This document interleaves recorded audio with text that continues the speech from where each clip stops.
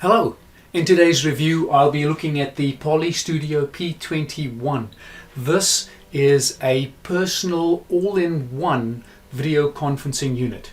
I'm Paul Bloom and you are watching In My Humble Opinion.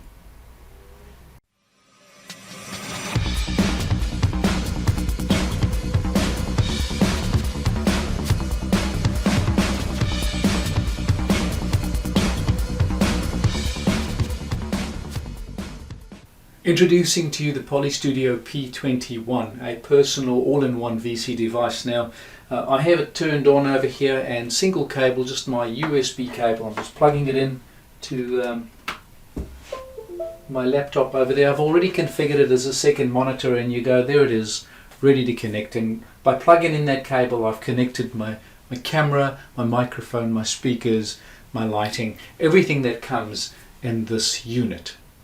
What else do we have within this little unit? Well, down below on this panel over here we have a bunch of touch sensitive buttons. The first is our little rocket, which you can configure. So using the Poly Lens desktop application, which is what you need for all these different Poly P range devices, that allows you to configure them and to tweak them to the way that you want.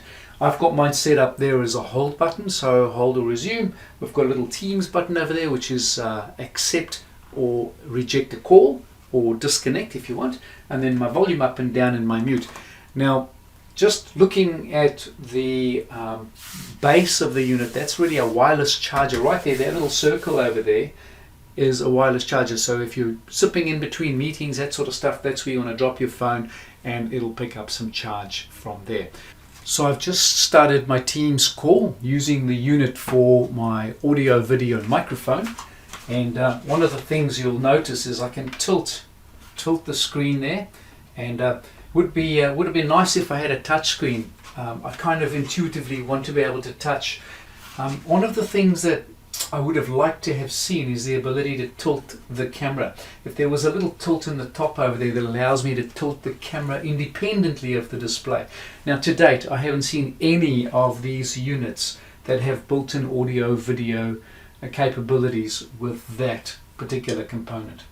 Notice the vanity lighting. Now the vanity lighting turns on automatically when you join a meeting, and it's got little sensors over here to try and pick up how much light is in the room, so how much ambient light it needs to add, but of course you can adjust that yourself. And you'll notice down the bottom the green lit light array down the bottom. Have a look now as I change the volume. Can you see how the LED lights are coming across here as I'm adjusting them?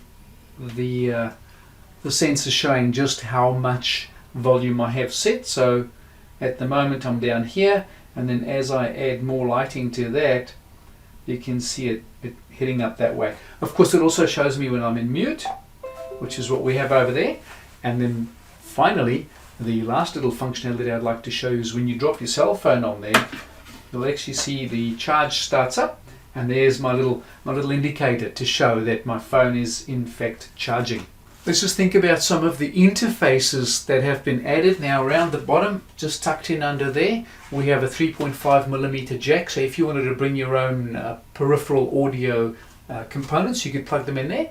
We also have two USB-A sockets, so perhaps if you wanted to have a headset handy, block out the surround noise for whatever reason, you could pop a dongle in there and you could run your headset straight off there. Considering we're losing a USB port there, that makes sense. So just looking back at all the components, it's a good little monitor. It's got your built-in microphone, built-in camera, built-in speakers, built-in backlight.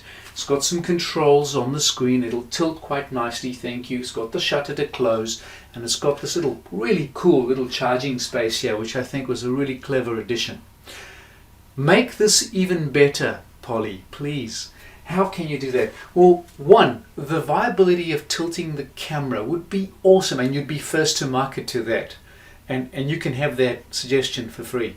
The other thing that would just step this up into the next level was if my laptop were actually pulling a charge from this USB-C cable.